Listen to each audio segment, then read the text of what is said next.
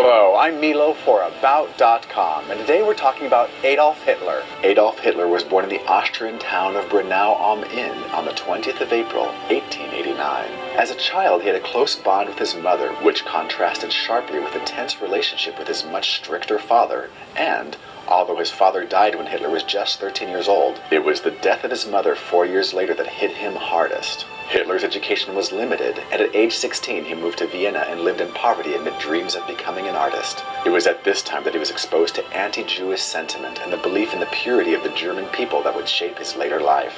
During the First World War, Hitler served with some distinction in the German army. However, towards the end of the conflict, he was temporarily blinded by a gas attack and saw Germany's defeat from his hospital bed. The damage to national pride was severe, and Hitler became more actively political, joining the German Workers' Party in 1919. This party later became the Nazi Party, and Hitler quickly rose through its ranks. Using his gift for oratory and the post-war bitterness among the German people to his advantage, he quickly gained a following. Increasingly angered by Germany's lack of strong leadership, in November 1923, Hitler launched a coup attempt known as the Beer Hall Push.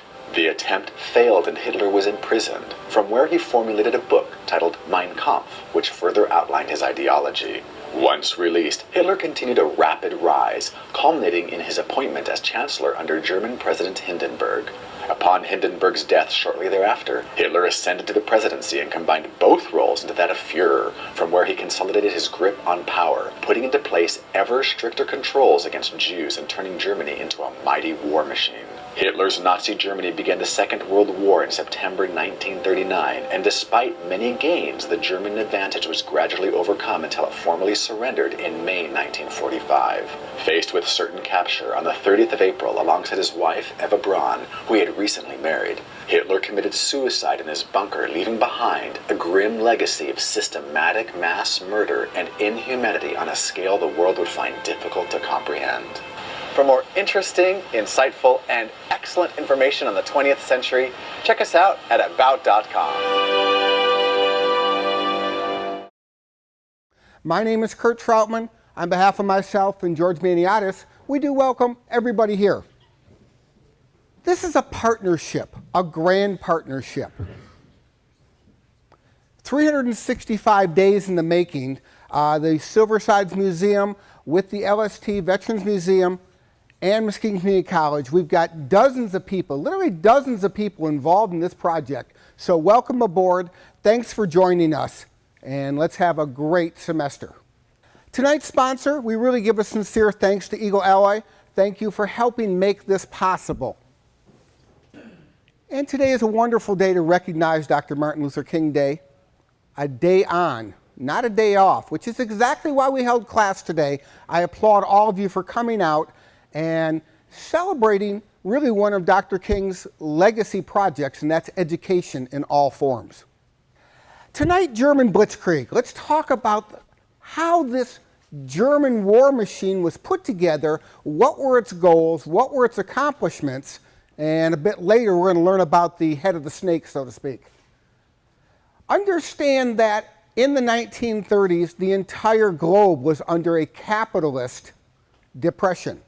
And we'll see how the National Socialist Party really became the German miracle, the economic success that launched this program.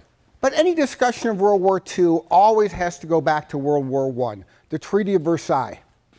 What led to the German disposition? And really, upon losing the war, there were tremendous reparations put upon Germany, $30 billion.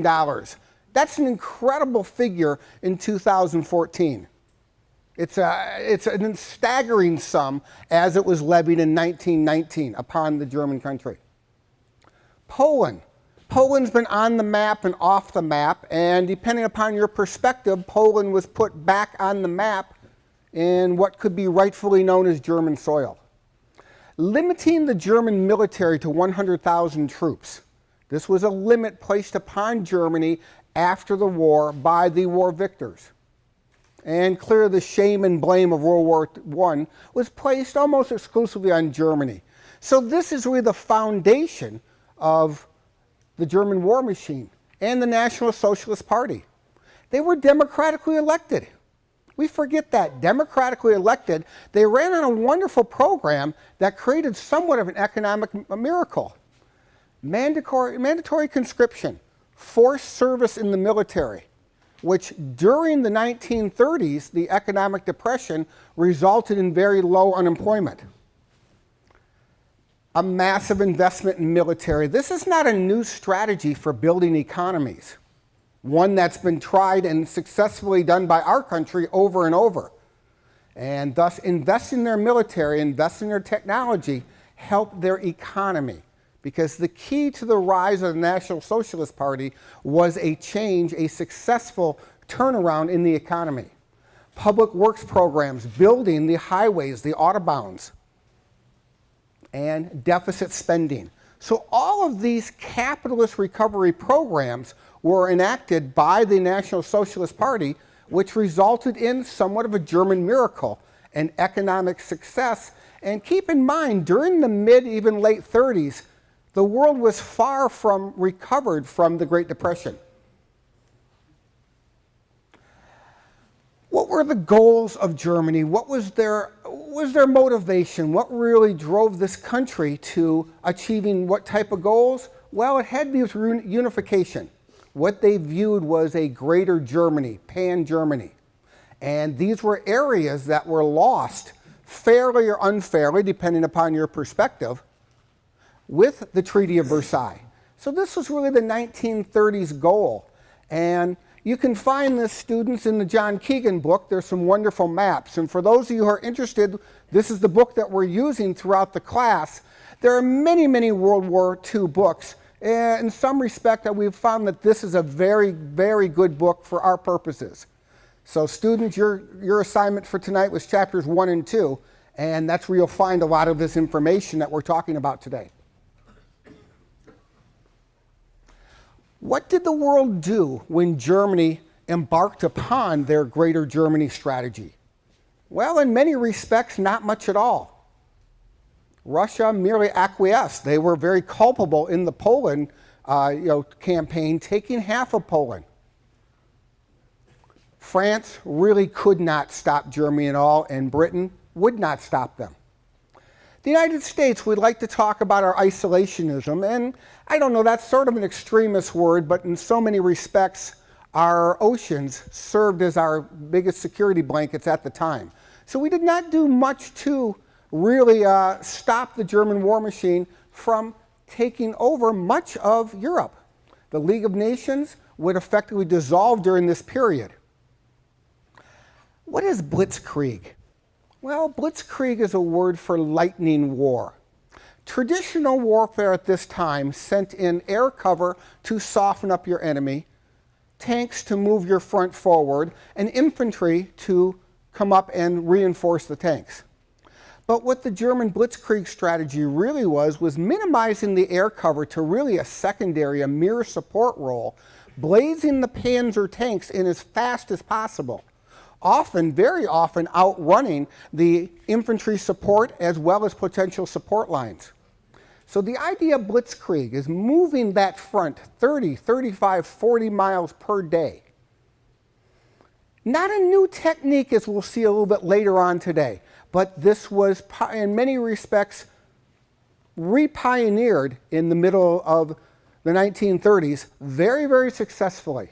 So when you think of Blitzkrieg, just think of moving particularly the Panzer tanks, which were lighter than most of the tanks on the market at this time, and much faster, and moving forward into enemy country. What were the political and military goals of Germany at this time? Well, there were several. First and foremost, to capture Poland, to take back what was perceived as rightfully theirs. They were always seeking acknowledgement from France and Britain. France and Britain were the powers at this time, and particularly Britain, they wanted legitimacy from them. War with Britain was always a secondary. They wanted France and Britain to accept this defeat of Poland and the redrawing of the map. Didn't quite happen that easily, and thus turning to a plan B, finding that France was very, very easily taken. And they would set their sights on France, the lowlands, and very much into Western Europe. The whole goal was to force Britain to sue for peace. And we talked a bit previously in the book outlines some wonderful chapters, students, about the war for Britain. And we're not really covering that today, but that was always a secondary war. Invading and taking the British Isles was never a primary goal of the German war machine. The Polish collapse really caught everyone by surprise. While Germany was very confident they could and would recover Poland, never saw it coming that fast, that easily. Of course, maybe Russia invading on the other side helped a little bit. When you think of the German war machine, you really need to divide it into three separate components.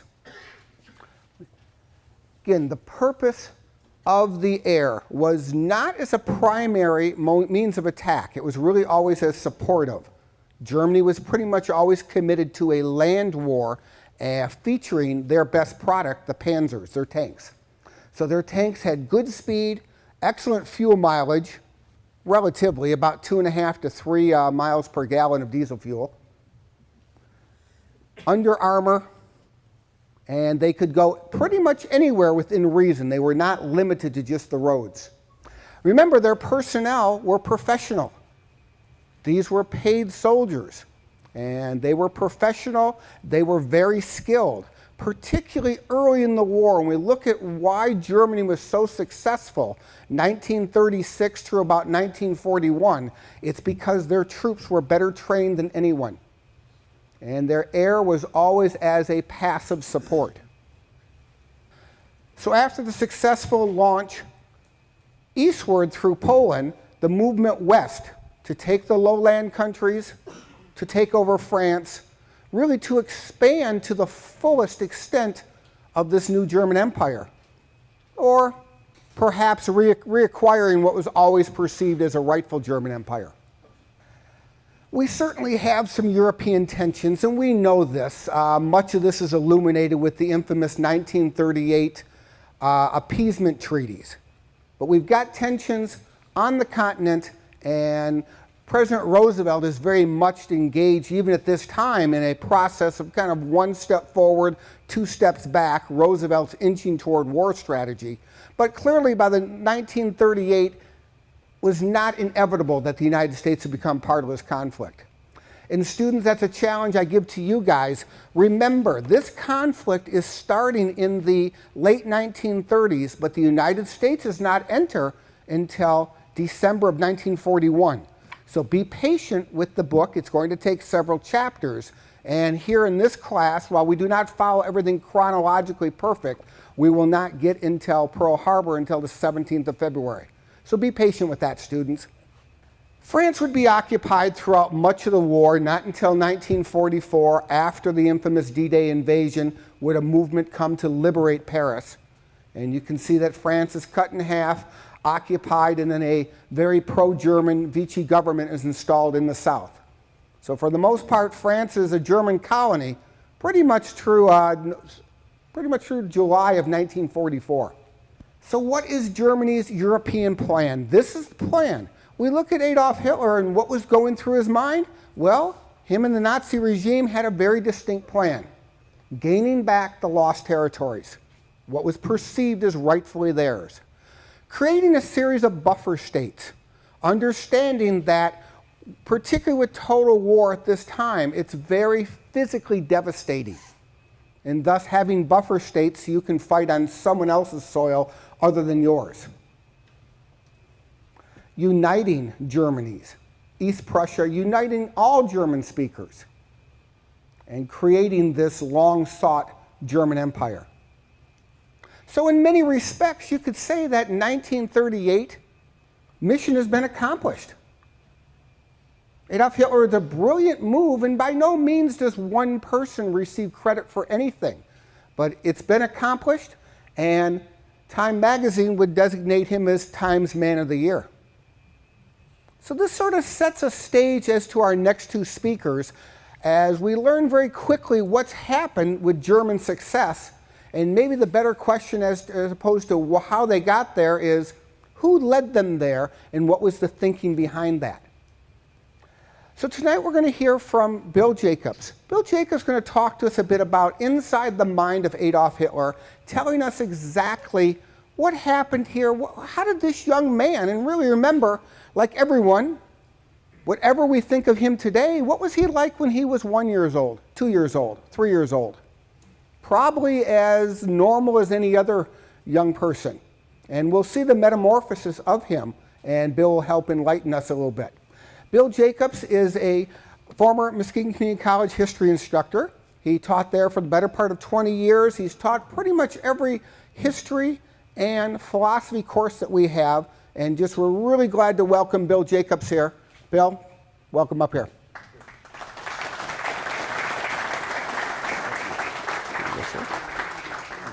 Thank you, ladies and gentlemen, for coming this evening, and thanks for all of the institutions and sponsors for this evening. Thanks for coming out on this cold and snowy night to hear this lecture. I appreciate your response. I'm going to talk about Adolf Hitler in a psychological sense here. We often think of Hitler as demonic. My point this evening is not to idolize him, but to make him more honorable in a certain sense, more ordinary. So in terms of looking at this mind of Hitler, we have three components. We must first focus on Hitler's pathology. There's no question but that Hitler was deranged in some way. But I don't want you to misunderstand that. Hitler was not psychotic, as I will point out in a moment. It needed something to build on. Hitler had to take from the culture something that he could mold into a political organization and a political ideology, and he did that quite brilliantly in a certain sense. And finally, he needed the audience. He needed people to adulate him, to honor him, to idolize him. He, of course, engineered that in a lot of ways, but it was a necessary component of who he was. So the first thing to keep in mind is Hitler's psychopathology. As I pointed out, he wasn't psychotic. He was pathological. There is a difference here. A pathological person functions quite normally, so to speak, in ordinary life, but has a predetermined, unavoidable aspect to their personality. The first part of that, then, we have to keep in mind, we don't often think of Hitler in this sense. A pathological person, remember the name psychopathology means psychic suffering. It is a condition that we will see that is intolerable for the sufferer and so painful they have to resort to very primitive defenses to ward it off, as we will see in a moment. This short definition from the psychoanalyst Arthur Goldberg, that in which a person seems to inhabit two worlds. Hitler does that. He is not unaware of what he's doing, but he is very capable and does so deny the other half of his personality. He can say one thing and deny it the next moment quite ordinarily, as if he had never said it in the first place. And that's the key of the pathology. The pathology that Hitler suffered was primarily the result of an authoritarian and tyrannical father. This was not unusual in some senses in late 19th century Austro-Hungarian parental situations. However, Elwas was his father, was especially brutal with his son, with his wife, and even his dog. He beat everybody. So that he was alcoholic, tyrannical, and abusive beyond imagining. So much so that Hitler had to have a defense for himself against this powerlessness which his father enforced on him. The point to remember about the psychopathology of Hitler is that part of that personality is disowned. There's a part of Hitler he does not want to admit he has, and that part is his own powerlessness. Powerlessness in Hitler's mind was associated with weakness, especially with his mother, whom he loved a great deal, and who coddled him, tried to defend him in that sense from a tyrannical father.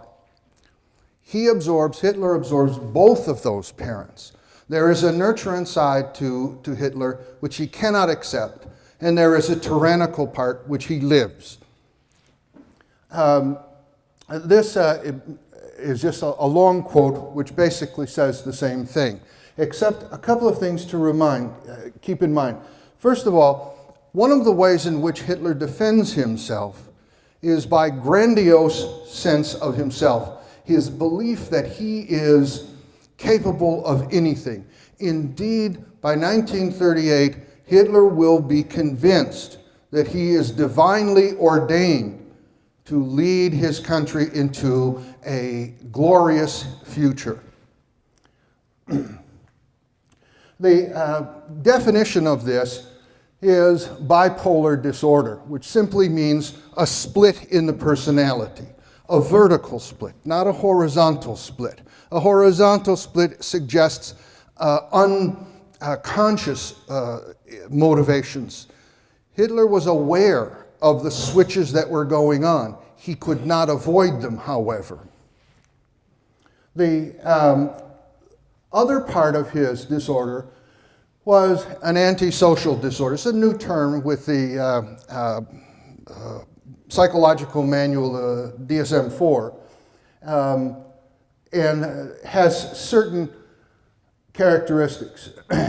Aggressiveness and a high emotional threshold. Hitler was always referred to as someone who was seemingly on the verge of hysteria all the time. A manipulative person. Hitler was aware of his own disorder and used his rages, his fits of anger, to intimidate people into getting what he wanted them to do. He, of course, believed he could do anything. And to a certain extent, up until perhaps 1938, everything seemed to confirm that. Everyone is selfish, manipulative, and dishonorable. This may account for the reason why Hitler associates himself with psychopaths. Basically, the people who are around him are disturbed people. They are all, some of them alcoholics, some of them drug addicts, and a number of them practicing sexual deviations of various kinds. Hitler didn't care, just as long as they were loyal to him. But he didn't expect anything more of them. He never expected honorable behavior of his associates. He expected obedience and loyalty, and he pretty much got that. Seeks omnipotent control. Hitler, early on in the 1920s, ensured that the National Socialist Party would be under his complete control and domination. And he achieved that because he was able to bring in the crowds, and with the crowds, donations to the party to keep the movement going. His lack of conscience. Hitler simply doesn't care about anybody beside himself, with one exception, and that is his idealized sense of the German Volk. The German Volk are not a people, they are an idea, and he loved that idea and fostered it. Together, these two things combine to attach to the cultural metaphors of German culture. We're going to talk about German culture in a sort of negative way, but you must remember I'm focusing only on Hitler's response to the culture. What he used, every culture has its underside, pieces that it does not want to accept about itself. These also connect with Hitler's third disorder, post-traumatic stress disorder. Hitler was involved in World War I as a runner for 4 years. That meant he was under intensive combat for 4 full years. Contemporary psychiatric opinion of this is beyond 3 months, you are risking psychic damage with your troops. So you better rotate him out of combat. Hitler went through 4 years of that. So that we have to keep that in mind. And the key point of post-traumatic stress is hollowness, emptiness, a feeling that there is no feeling there. The little bio at the beginning mentioned Hitler's confinement. In 1918, he underwent a gas attack, lost his sight, and was confined at Passewalk military hospital in Germany. And while there, the war ended, which was a great disappointment to Hitler. He never believed that Germany should have lost. And he felt, as did many Germans at the time, that Germany had been betrayed by its leadership in some way. It was. Von Hindenburg was a coward in many ways. He refused to accept what he could not dominate, which was the battlefield. Hitler's psychological pathology then focuses in on his negative aspects of himself. But it's nothing without the culture to build on. It has to have the words, the ideas, the sentiment. We must remember metaphors are not idle words. They are pieces of logic and pieces of emotion that, like glue, attach to our psyche and pull us in without thinking. And the key point is we are to be reflective as human beings and resist that. Under the conditions of Germany in 1919 through the 1920s, that was very, very, very difficult to do. So he's tied into or finds the negative images, which I will talk about in a moment, of anti-Semitism, of casting responsibility for the defeat of Germany on Jews, socialists, and democracy.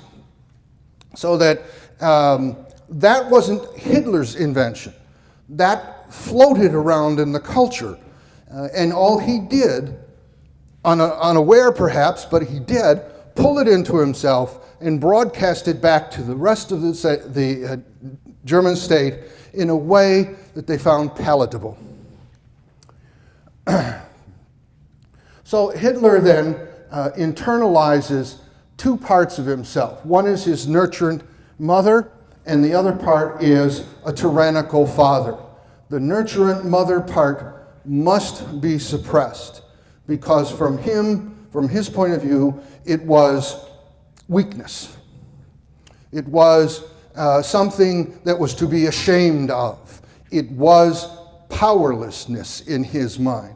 And he could not and would not tolerate that. So that the connection now then is the link of the bipolar disorder and projecting that onto somebody in the culture, whoever is a convenient negative target. At this time, it was the Jews.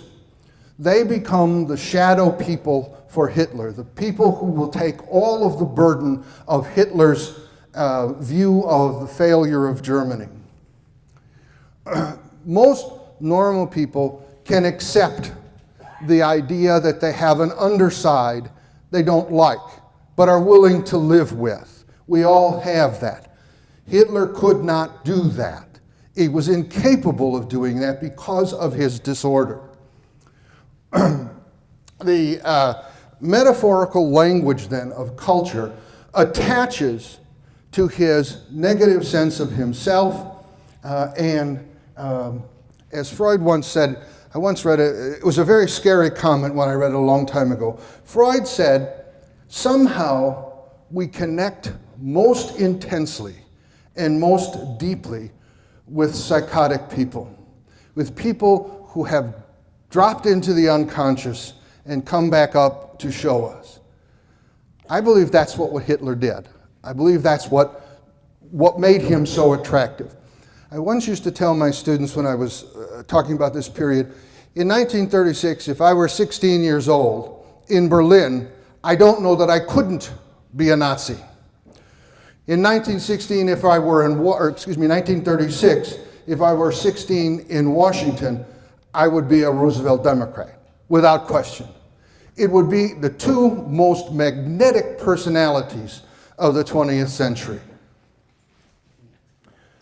The negative aspects then of German culture, and again, I want you to remember, German culture gives us a great many beautiful things. Music, philosophy, literature, and so on. But again, they're cultural products. All cultural products have an underside, a side to them that is negative. We choose to ignore it at our own peril. So, who are they? Fichte, in the 19th century, who then is the first one to publish in his little book called Lectures to the German People, that Germany has a destiny. Well, that seems innocent enough, but put it into the context of what's going on. He's not alone. Immanuel Kant, one of the great philosophers of the 18th century, and indeed the basis of much legal contemporary philosophy, said, look, you have to have law that is based in ethics. In 1795, that couldn't be God. It couldn't be history. So what is left? Mind. Mind alone would justify what is right and what is wrong. As Kant would say, behave as if every action has universal consequences for you and for everybody else. But he also said, the Jews cannot do this. They are bound into a culture that is tied to, Kant said, and Hegel would follow him, that is tied to the present, to the ordinary day, to benefits of the here and now. The Bible, the Old Testament, talks about the 613 laws of Jewish life. This is what Kant had in mind here, that these laws were focused in on how to live a life which would be beneficial right now. God was providing a life for Israel in the here and now. Kant and Hegel took that to mean the incapacity of Jewish culture to go beyond that. And so, Jews could not be German citizens, because German citizens had Hegel and Kant, who could be rational and intellectual. Schiller, Goethe, and Fichte, especially Schiller. Schiller writes beautiful romantic poetry and plays for the 19th century, but again, like many of his colleagues at the time, they did not include the Jews. There are, they said, pure and impure Germans, and the Jews were not. Kant then does not feel that the Jews are capable of becoming a part of the German state. They're not the only influence on Hitler. Racism flourishes in the 19th century, not just in Germany, in France, in the United States, in Italy, everywhere. It is epidemic as a part of human culture in the 19th century. So Germany is not alone here. The central intellectual sources of that were Gobineau and Chamberlain. Gobineau, writing in the 19th century in his essay on the races, now discredited anthropologically and scientifically, of course, but that didn't mean that others wouldn't take them up. The late 19th century and early 20th century historian and writer Chamberlain picked it up, modernized it, and translated it into German. The Kaiser was a friend of him, or he was a friend of the Kaiser, the German ruler before World War I. Wilhelm II said, you're going to put your book in the library, we're going to make sure that everybody on the general staff has a copy of it, and so on. So it was not simply an idle piece of writing. It was in a context of power and organization. Dietrich Eckart, at the time, the 19-teens and the 1920s, was simply a popularizer that Hitler read and was friends with. Martin Luther, the oldest root of this. We must remember, Luther, the reformer, saw the Jews as minions of Satan, that these were people who were incapable of salvation. That's a very deep root of racism that was there in the culture. Guido von List, a 19th century writer, again makes these ideas very popular. Again, the idea now of an awakening of Aryo-Germanic culture that is now to be awakened and brought to the fore in world culture and made a part of it, a conquering part of it. And the idea there was to keep one's blood pure. Gobineau, Chamberlain, and others said, culture is in your blood.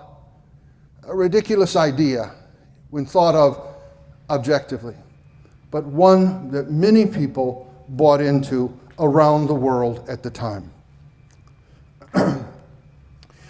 Hitler believed himself to be now a recreator of the Holy Roman Empire. That empire that was created in the 10th century and lived for almost 1,000 years. This is not merely idle speculation. There it is in reality. Hitler posed for this picture, seeing himself as the knight who would rescue Germany from its oppression, from its betrayal, from its shame. The knight, psychologically, is a very, very powerful figure. Not simply a part of German culture, but world culture. You find the concept everywhere, in every culture that we've had. Another aspect of this were the pan-Germanists, those who said, like his high school teachers, that Germany is more than just merely the geographical boundaries. It is something that extends beyond Germany into Poland, indeed into Russia. Mr. Troutman mentioned that the idea was Lebensraum. Lebensraum meant that Germany would depopulate Eastern Europe and resettle its own people there. This is another part, perhaps you know or don't know this. This is later, a little bit later, this is 1939, the German episcopate, the German clergy, a significant part of that German Christianity, decided that Jesus really wasn't a Jew. He was, in fact, a member of a Nordic group of people who emigrated to the Middle East and fought against Judaism.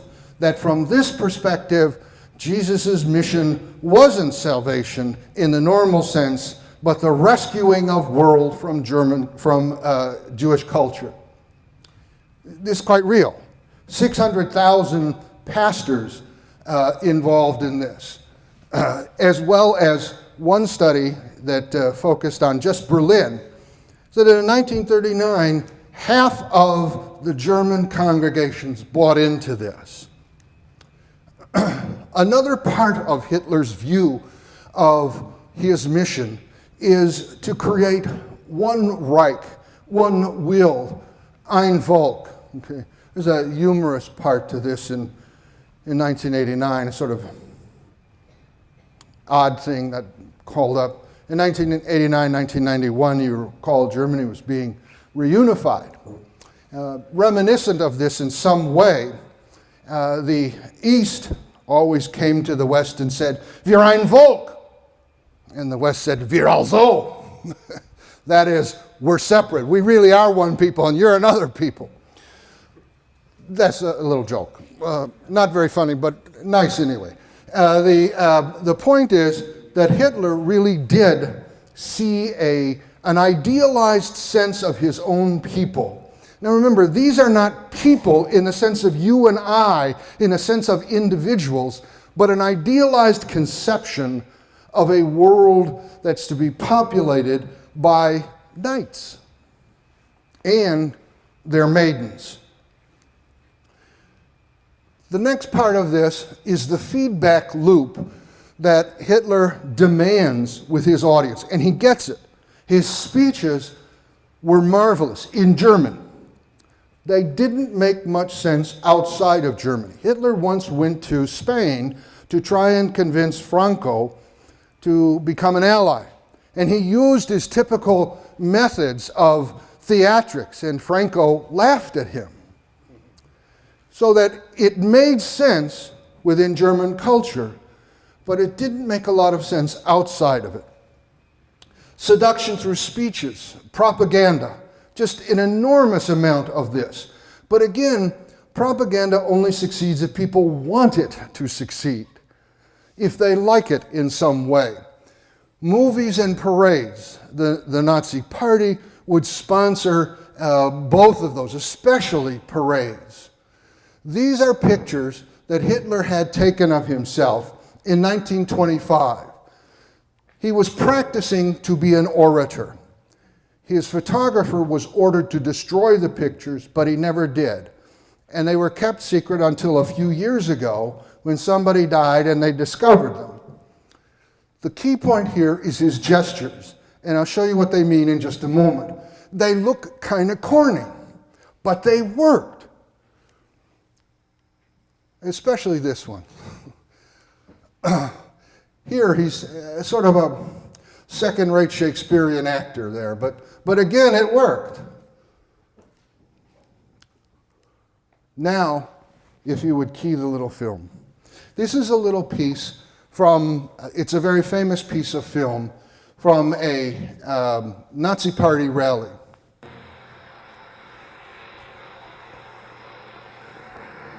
Es spricht der Führer.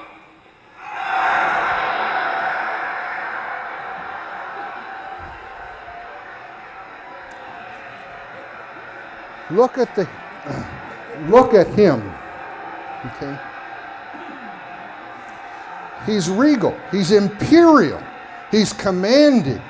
You want to listen to this person and you want to follow him as a part of that audience. Now listen to what he says. Der 6. Parteitag der Bewegung geht zu Ende.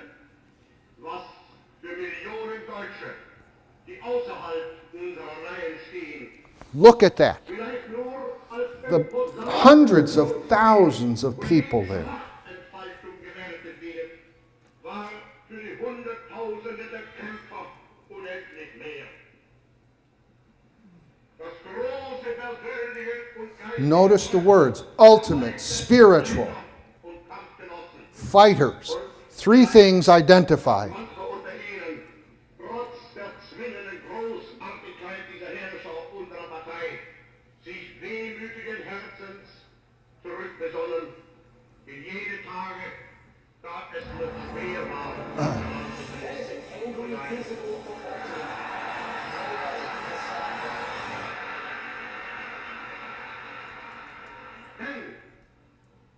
See the gesture. Look at that. That gesture of angelic, I'm a martyr, but I'm your rescuer.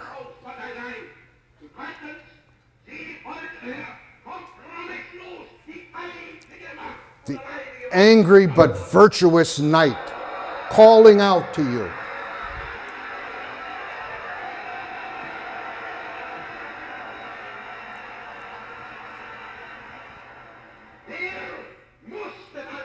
From my heart now to your heart.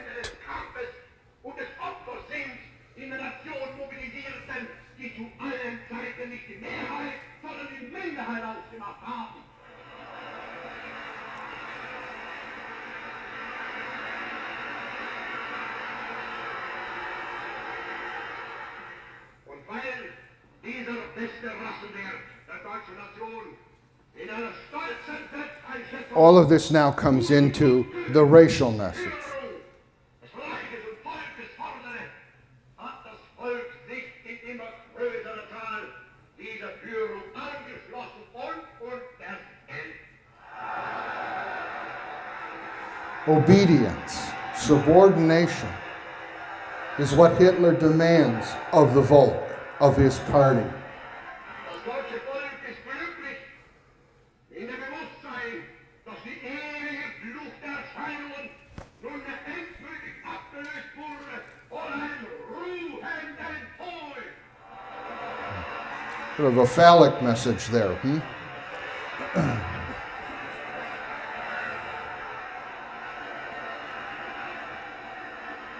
Again, envision yourself in this crowd. Could you resist? Seines besten Blutes fühlen und dieses Wissen zur Führung der Nation erhoben hat und entschlossen ist, diese Führung zu behalten, wahrzunehmen und nicht mehr Again, notice the gesture of finality. Now, the man's a brilliant actor. Within his own culture, he's brilliant.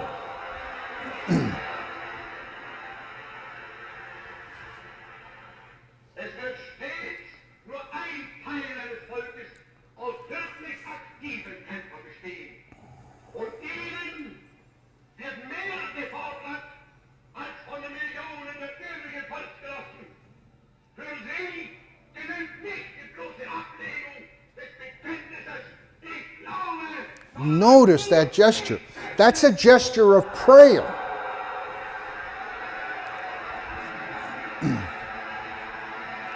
Look at how he formulated. He just told you about German pastorate. And then he does this. Okay. Very smart. Die Partei wird für alle Zukunft die politische Führungsauslese des deutschen Volkes sein. Sie wird in ihrer Lehre unveränderlich Primacy of the will, which is hard as steel now, but wise.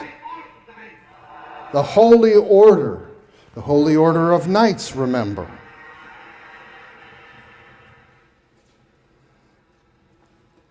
Dieser muss sein, alle anständigen Deutschen werden Nationalsozialisten, nur die besten Nationalsozialisten sind Parteigenossen.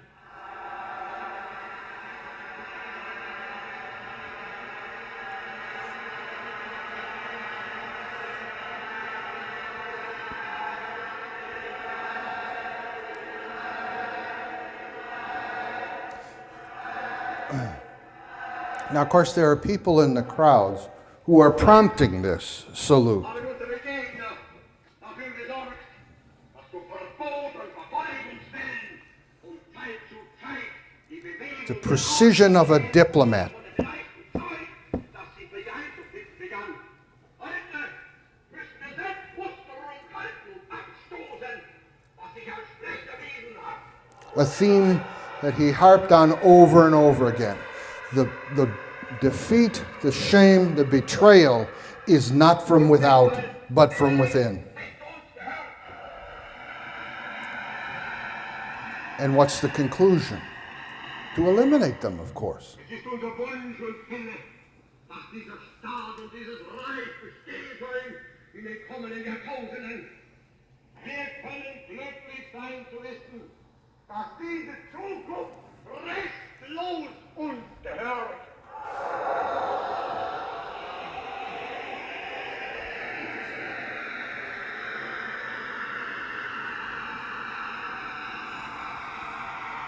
The gesture of Christ.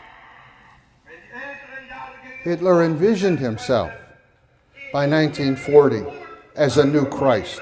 und das eine mit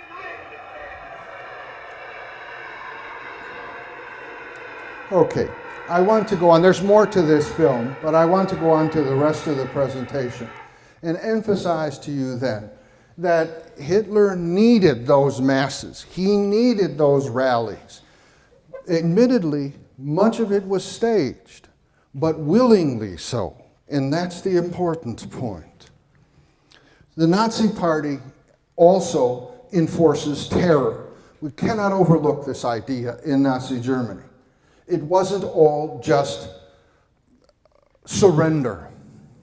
The German people were terrorized by a police force in education and speech. Hitler's view of the Nazi Revolution was not to take over the state, but to replace it. And he did, within a matter of hours almost, after taking over education, speech. Remember, Germany publishes a new German dictionary in 1936, and that dictionary was focused in on National Socialism. In marriage, purity of blood enforced, and of course, the elimination of the Jews. Popular culture then it confirms Hitler's Mein Kampf is not the only book in the culture that is floating around preaching anti-Semitism and Nazi supremacy.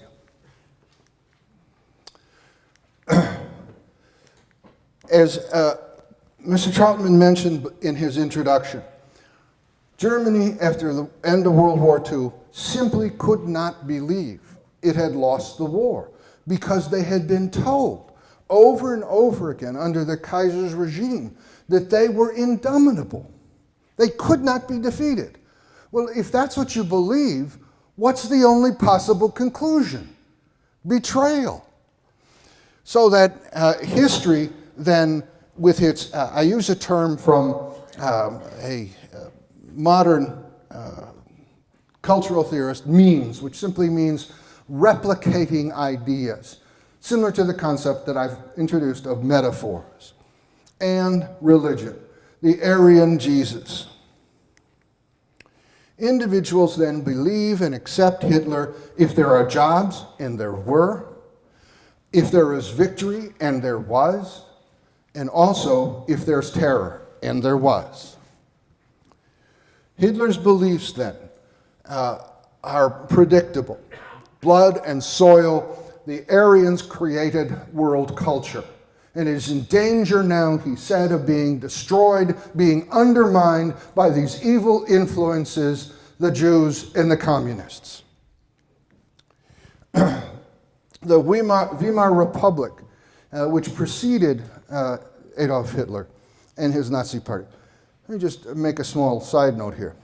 Weimar culture is extremely interesting and creative. Probably as creative as any other era in German or European history. Most of contemporary philosophy, architecture, science comes out of that era and into world culture. That culture, however, Hitler saw as corrupt. The betrayers of Germany by signing the Treaty of Versailles, bad education. They were teaching them knowledge. You're not supposed to teach knowledge, you're supposed to teach obedience and the will to survive, to be supreme. Education wasn't about education, it was about indoctrination. Of course, they were the sneaky parliamentarians. Any democracy in the world has this line built into it. We all think those people in Washington or wherever else they are simply don't know what they're doing.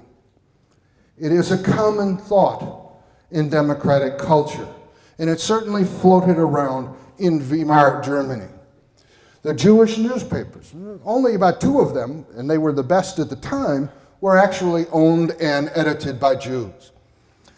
Hitler had an insane belief that Jews were spreading syphilis in the culture by white slavery and prostitution. An eroticized culture. Well, this is not hard to believe. I mean, we have Josephine Baker naked on the stage in Berlin in 1927.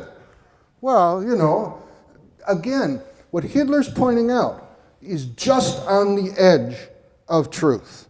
There's just enough of it to make it convincing. Degenerate art. He considered anything but the pictures of the knights degenerate. A lack of heroic monuments. There weren't enough big statues around. Religion was politicized, meaning it didn't believe what he believed. Anti-Semitism. These are some quotes from his Mein Kampf. The Jews are like maggots, smelly, dirty, germ carriers, spiritual pestilence, cool, shameless managers of a shocking vice, prostitution, and white slavery. The Jew was no German. The Jews are Marxists and seek to manipulate the workers for their own purposes. The German Volk was willed into existence now by God. And the key to German policy and Hitler's policy was to preserve, to nurture, and to promote that Volk. Hitler's pathology certainly led to mistakes in his wartime decisions. First of all, an inefficient armaments industry. No one was governing it in the sense of regulation. The regulators were stealing from the regulated. Again, Hitler didn't mind so long as they produced bombs and guns. Appointment of incompetent leaders. Again, the epitome of this is Hermann Göring as head of the Air Force. Hermann Göring was an World War I flying ace addicted to heroin. That's the guy you want in charge of your Air Force, isn't it? Hitler held back the development of jet aircraft because he believed victory was on the ground. It wasn't in the Navy, it wasn't in the air, it was in the will, the iron will of the German soldier. Uncooperative and independent intelligence organizations. Much of Hitler's bureaucracy was in this fashion. The war was started before the army was ready. Maybe, maybe not. Okay? The generals are always going to say, we're not ready. But there's some reality to this. German army needed more time to develop its armaments and to train its troops. The failure to destroy the forces at Dunkirk. Maybe Hitler didn't want to invade England, but it was a critical mistake not to destroy that army at Dunkirk. Why? Well, because the real goal is Russia. England and France, well, we just keep them pacified until we can settle Germany, then we'll deal with them. Critical mistakes there. The failure to capture Gibraltar, which he could easily have done. Cairo, again, easily have done. And Suez, which would have paralyzed the English and international shipping. Extended front on Moscow. He believed in a massive wave of German troops rolling over the east of Europe. And when it failed, he refused to rescue the 6th Army out of Stalingrad, and they were then captured and destroyed. The Battle of the Bulge was a disaster because Hitler believed not in armaments, not in money, but in the will. The key to military victory is the willingness of your soldiers to fight valiantly without consideration of themselves at all times. Well, but you need supplies, you need ammunition, you need food, you need clothing, you need transportation. Hitler did not consider those real variables. Hitler then was a psychopath whose political style appealed to many Germans in the 1920s and 30s. But he was also an organizational genius, another part of Hitler that would be another lecture. Finally, he's a psychopathic leader of the Third Reich and led it ruthlessly into war because he couldn't envision anything else. Hitler didn't see it as destruction, but as the creation of a new world. Thank you very much for your attention. I hope that you found that enlightening. Will you take a couple questions? Sure. All right. Oh, wonderful presentation. We're open for a couple of questions, just a couple. First of all, if you have a question, make sure that you ask a very short, precise question as opposed to an elongated monologue. And second of all, students, who did I ask last week to have the questions? We're here for you. So, students, do any of you have a question for Mr. Jacobs at all? All right, maybe you didn't see that video clear enough to understand what type of respect and dominance we want in this class. I got one. Certainly, go ahead, Carmen. I was wondering, do you know if the in the new fifth book, the diagnostic book, I forget what it's called. Statistical Diagnostic Manual. Yeah. Yes. Would he still have the same diagnostics, or are you not familiar with the new book? I'm not personally familiar with it, but the people I read are. And yes, the antisocial personality disorder is new with the most recent revision. Dan Collison could tell you more about the DSM-4 than I could. But yes, those terms are in there. What's not in there is split personality. It's called BTP, bipolar disorder, yes. Thank you. That's the fifth one that just came out in January? I don't know. Okay. Bill, where was that video filmed? What was that hall? Hold that many people? What city? What was it called? The question was asking where the video was filmed and where was the hall at, sir? That was a Nuremberg rally, party rally. So those are the faithful. Those are the faithful. This is a party rally at that time. All right, and I've got one other question from a gentleman here, sir. Let me bring this right over to you and have you use the microphone. I read somewhere that Hitler was an aspiring artist. Yes. And was not allowed into art school. Plenty of time. Yes. That may have changed his whole course of his life. Yes, he was very, very disappointed. At 16, Hitler began his move to Vienna to become an artist. His artistic talent is something I call one-dimensional. There are no people in his art. In the pictures he did. It's pictures of buildings and architecture, primarily on a grandiose scale. The person who rejected him at the Imperial Art Museum in Vienna said, "You're not an artist, but you may be an architect." And he said, "Go over to the architect school. In the architect school, we'd accept you, except you didn't graduate from high school, so we can't take you." I got here a little late, but what exactly is the Volk? It says promote the Volk and everything, but what exactly is that? It's not quite a term that could be translated from German. On a superficial level, it means the folk, the people, the ordinary people, sort of the collection of Johnny Appleseeds. The Volkswagen. Yes, the Volkswagen was a product of that. Okay, again, thank you. Thank you. Well done. Well done. Thank you. You sit to, you need to get a microphone on as well, sir. That's okay.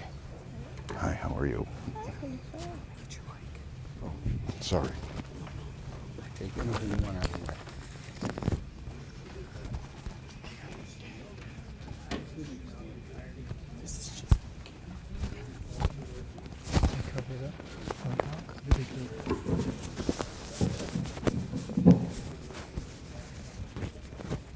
I will.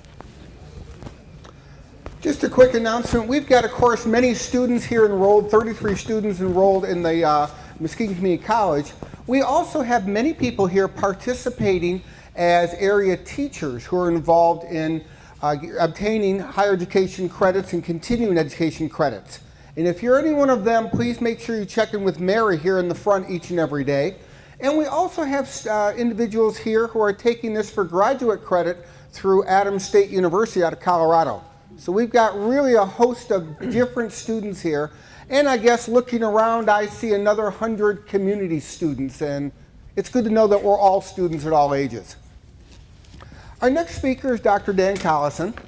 Dr. Collison has been a professor of sociology and psychology at Muskegon Community College for the better part of 15 years. He was involved in private practice on his own in North Muskegon for several decades. And he's going to add some interesting development of psychological profiles.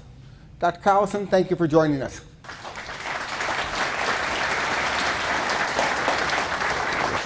I played around with the title a little bit because first he was told me I was going to be talking on psychological profiles.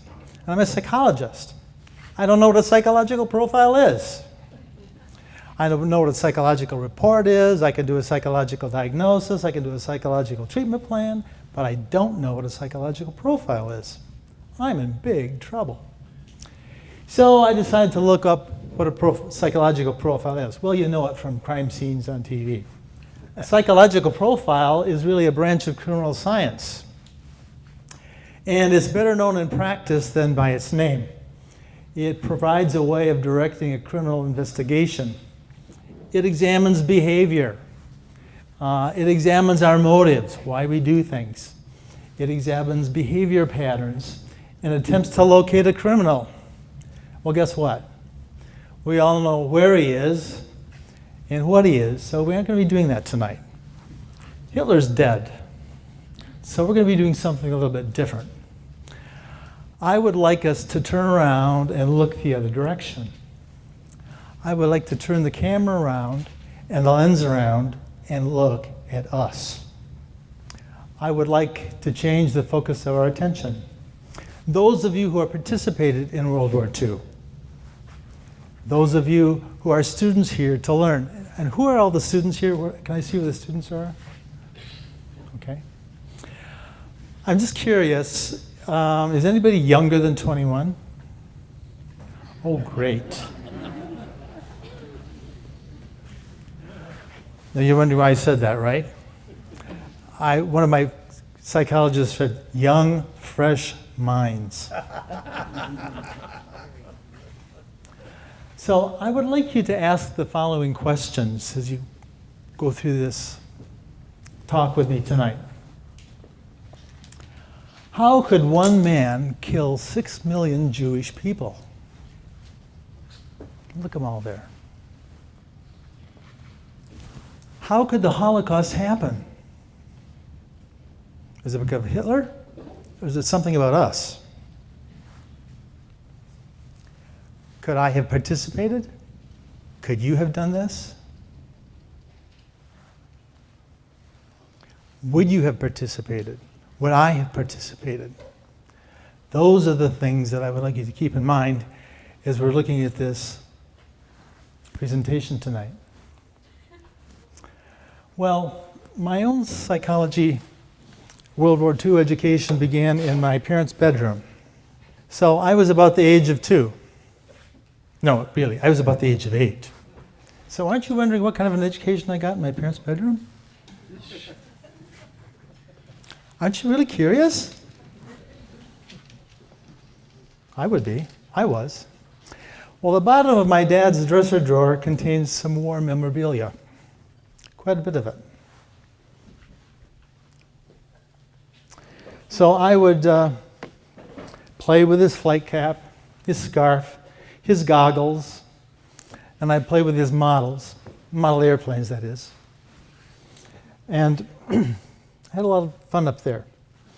As a latency age boy, I was kind of curious about what the flight urinal was. Anybody know what a flight urinal is? You do. What did you fly? Trainers and B-40. Trainers and B-40s. Well, I was really curious about this, and even after my dad explained it to me, I couldn't understand. So I kind of left that one alone. I was also really curious about why my dad had all these pictures of naked ladies. And when he told me that they were nose art, I didn't understand any better. So I kind of left that one alone.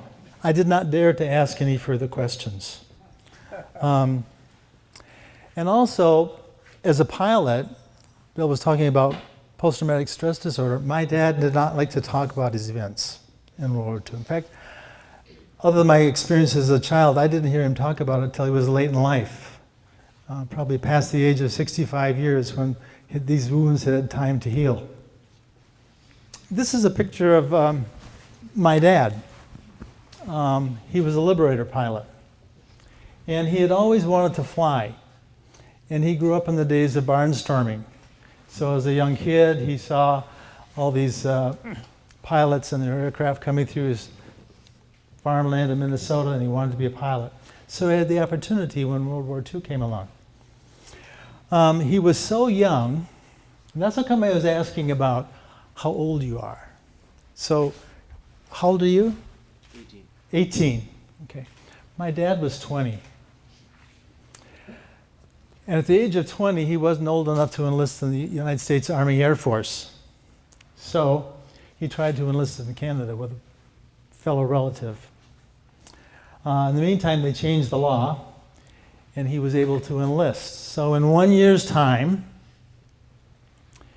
he got married, did something about having me, went to flight school, and shipped overseas. Less than a year. Can you imagine doing that? Now, it's not so hard for me to imagine because I have lots of students in my classes that come back from the Iraq War. And they have, in the Middle East, they've got some incredible stories to tell, and they've had some incredibly difficult experiences. And I would hope that nobody ever has to go through that. So in this year's time, even through flight training, he flew through South America to Africa, and ended up stationed in northern Libya. So I'm getting a little ahead of where you are in the class. He belonged to the 376 bombardment group, a heavy bombardment group, and it was one of the most heavily decorated units in the war. You're nodding your head, and I'm a little hesitant about my facts because I'm not a history student, and so I've been checking up on some of this stuff. My dad was on the 376, one of their best known missions, the Ploiesti mission that was a disaster.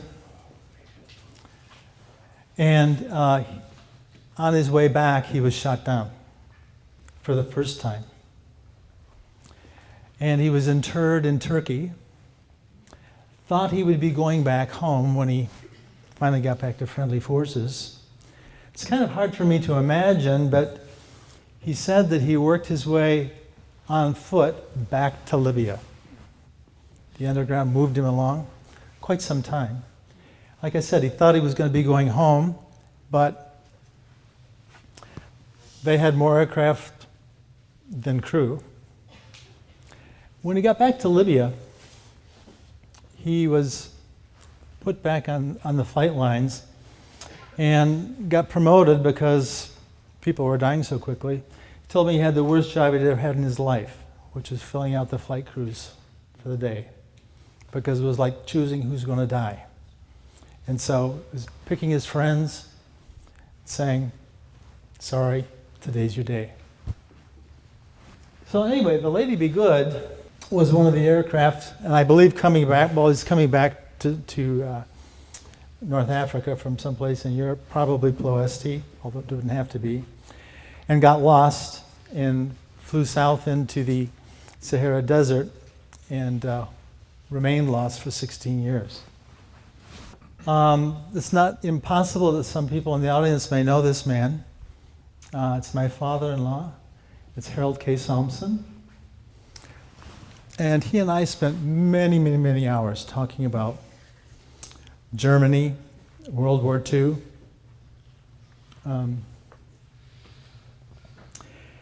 He was the son of a prominent German banker who we're going to talk about later. He was also part of a family, a long history of Jewish background. And it's kind of interesting how he ended up fighting in the American forces. His father is a German banker, who we're going to be talking about a little bit. lived in Berlin.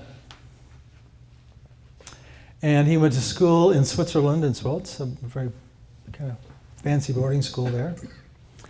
And as a young man, trying to follow his father's tradition, he was trying to establish himself in a banking career. And he was on a trip around the world, trying to locate a place to open up a business. And he ended up in Holland just as the Germans happened to be invading. His father had had the presence of mind to foresee what was happening. Can you hear me back there? I'm sorry. And had gotten everybody in the family a Liechtenstein passport. So he got on the ship in Holland, headed for Indochina, not knowing what was going to happen to him. While on the ship, I don't know what flag it carried, but everybody of German descent and all the Jews were arrested. He happened to have a Liechtenstein passport and was one of the few people that was not arrested on shipboard. He ended up going to, ultimately to Shanghai. It's kind of a long story. I'm taking too much time here, Kurt. Where he met C.V. Starr, who was the founder of AIG. Anybody know who AIG is? American International Group.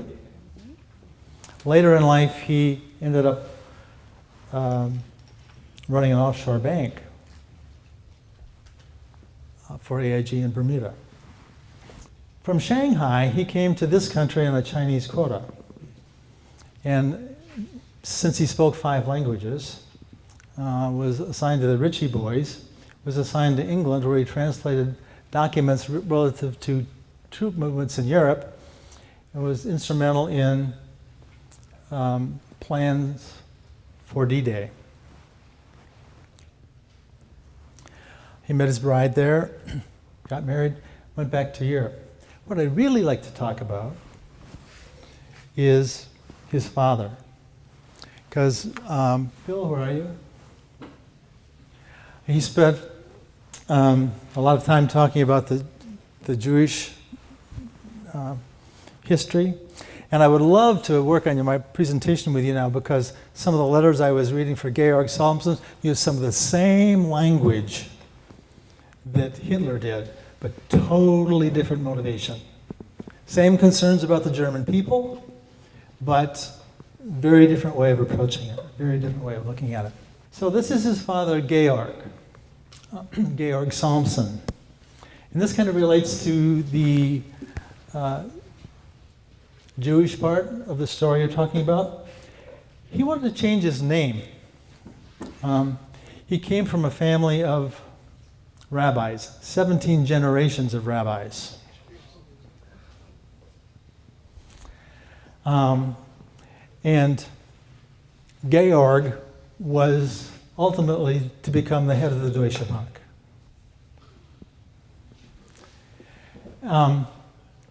As a young man, he spent a lot of time in this country.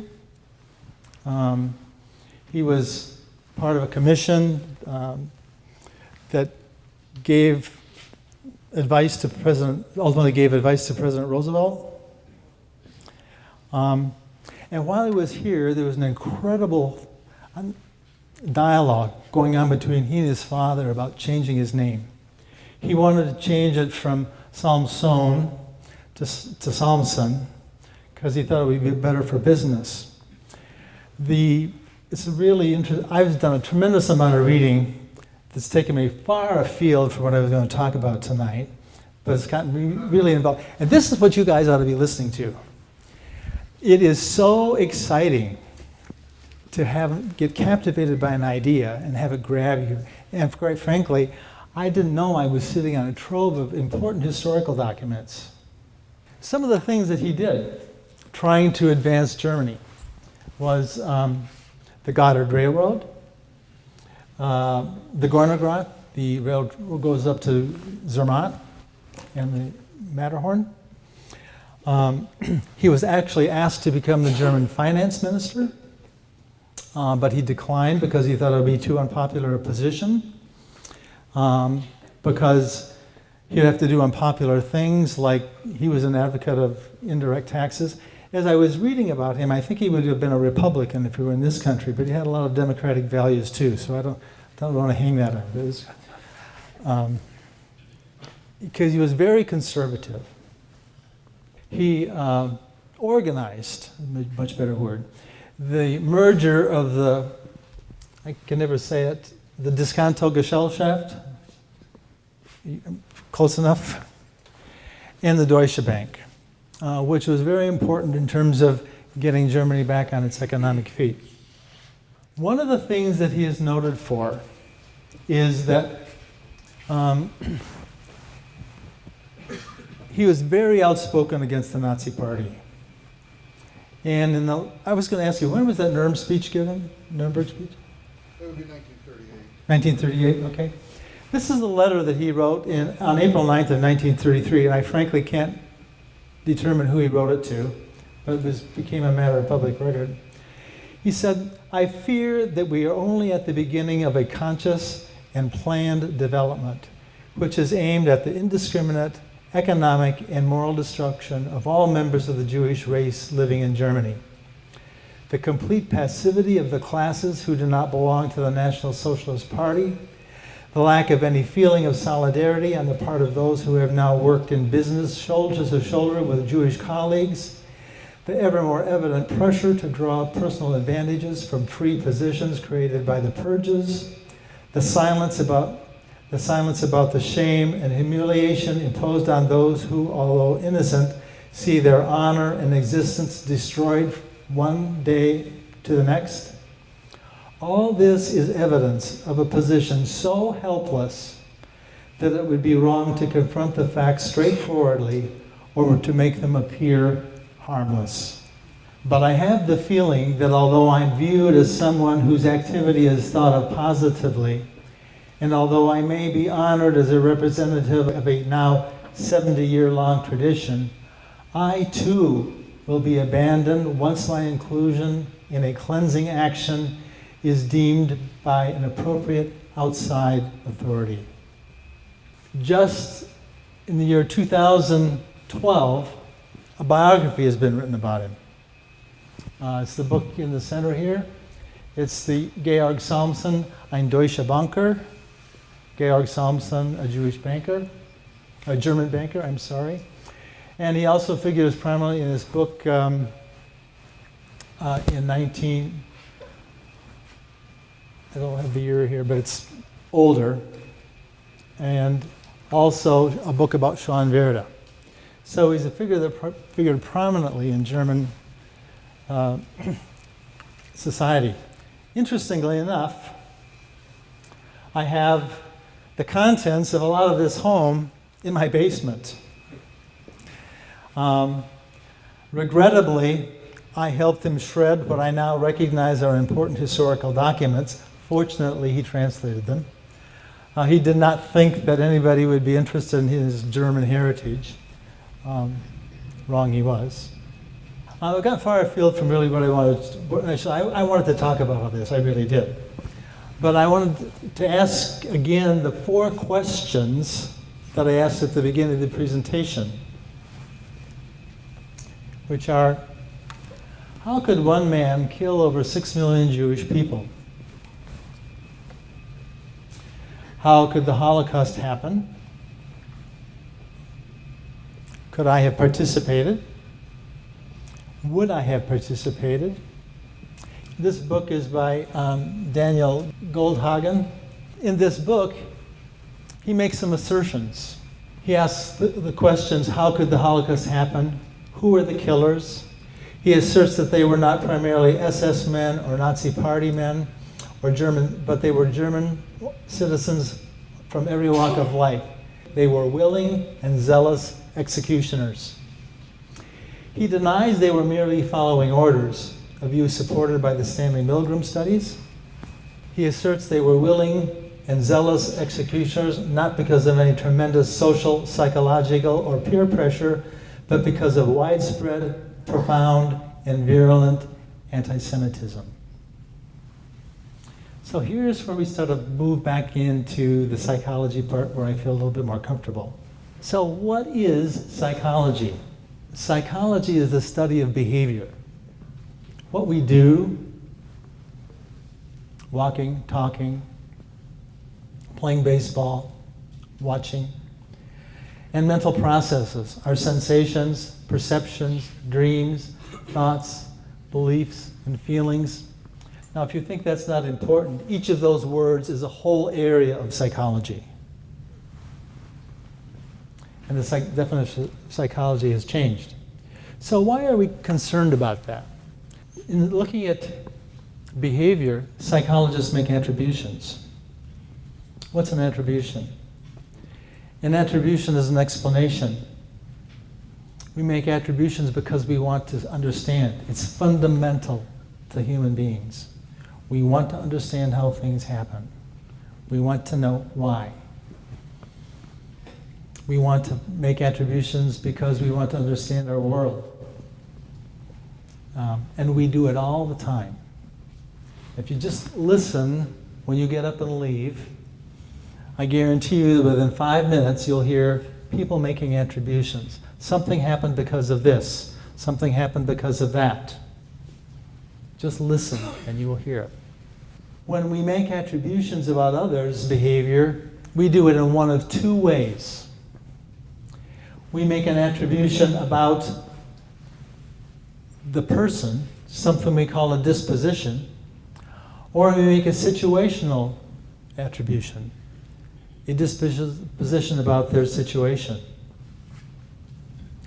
I would like to suggest to you that the author of the book that we were just looking at is making an attribution, and that he's making a personal attribution as to why the Holocaust occurred. And he's saying it's because of this Jewish hatred. I would suggest he might be right at one level, but it's far more complex than that. Part of it has to do with us, whether you were in Germany at the time or whether you're here sitting in this room. When Bill was talking about Hitler's speech, he was emphasizing Hitler's portion of it. What we need to be aware of is our portion of it. He was only able to do what he was doing because of something about us, a part of all of us that we need to be aware of and at times resist. One of the things that influences our behavior are our roles. And I would suggest to you that some of Hitler's executioners were playing a role. They didn't know it, but they were playing a role. We all play roles. They were doing it because of authority. We're all influenced by subtle influences that we aren't even aware of. That's what social psychology is all about. They did it partly because they were being obedient. They did it partly out of being afraid. They also did it out of something called group de-individuation. And Bill was really talking a lot about that in the speech. You get in a huge crowd, people lose their sense of personal responsibility. Now, Hitler was a part of that, but that's also part of us. And I've got numerous stories I talk about my own life, of how I've been a victim of that I talk about in my classes. I'm not going to have time to talk about tonight. I had planned to go on and show you some video clips of Milgram's obedience study, which shows the power of authority and our difficulty in sometimes resisting it. I'd also planned to show you a little video clip from the Sanford prison study, which shows the importance of roles and how that very quickly we get caught up in a role and we play the part. And there's a some of these students like yourselves who got caught up in a terribly, terribly abusive situation in just a matter of days. So I would like to suggest to you that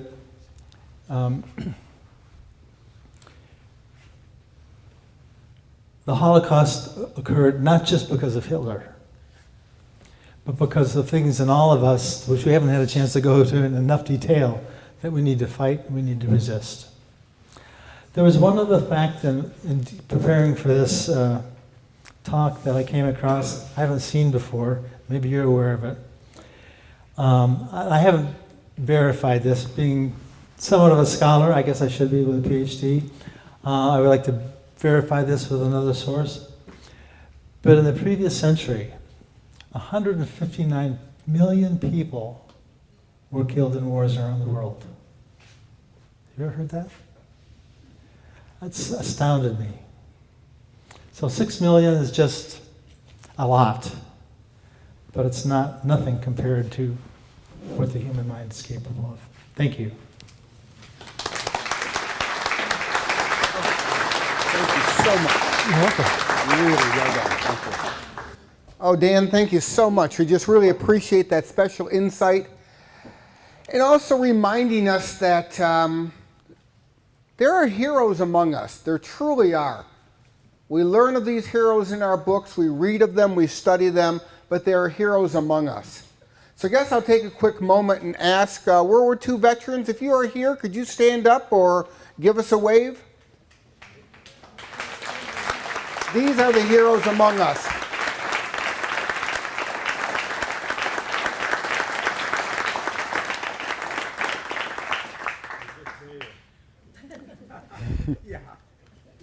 And I think we can probably all echo that applause for all the veterans among us, not just the World War II. And students, again, you're here taking this class in the museum. We're going to use all the exhibits in the museum throughout this semester, even the living ones.